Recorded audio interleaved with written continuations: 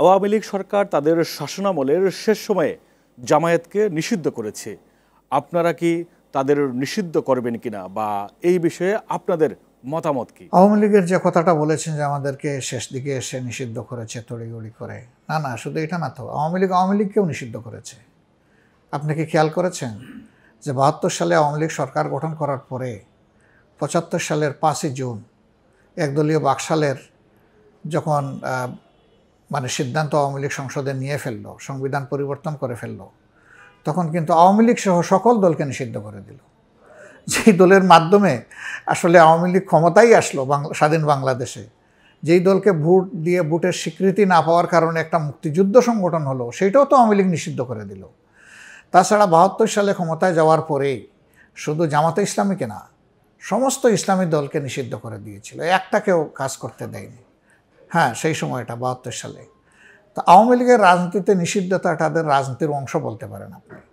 সেই ধারাই তারা শেষ পর্যন্ত এসে এবারকার গণ অভ্যুত্থানের আগে বা গণবিপ্লবের আগে তারা যখন দেখেছে যে গণবিপ্লব সফলতার একেবারে দ্বার প্রান্তে চলে গেছে, এটাকে আর সামাল দেওয়ার তাদের কোনো শক্তি নাই, তখন তারা ইস্যু ডাইভার্ট করার শেষ চেষ্টা করেছে জামাতকে নিষিদ্ধ করে। এই চালাকি জনগণ ধরে ফেলছে, এই জন্য এটা কেউ কবুল করে নাই, জনগণও কবুল করে নাই, দেশের কেউ কবুল করে নাই।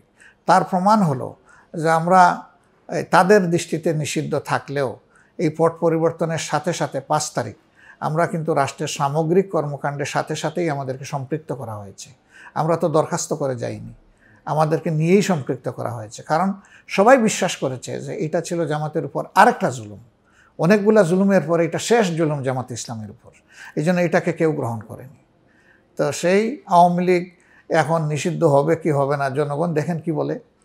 আমরা জনগণের চেতনার বাইরে যেতে রাজি না। জনগণ যদি চায় আওয়ামী লীগ রাজনীতি করবে করবে, জনগণ যদি মনে করে যে এরকম গণহত্যাকারী একটা দল এখনও শহীদদের বলতে গেলে রক্ত ভাসতেছে আর পঙ্গুরা এখনও কাতরাচ্ছে, আহতরা কাতরাচ্ছে, সেই সময় যদি জনগণ মনে করে যে তারা এসে রাজনীতি করবে অথবা নিষিদ্ধ হবে, জনগণ ছেড়ে দিই আমরা, জনগণের কাছ থেকেই খবর আসবে এটার।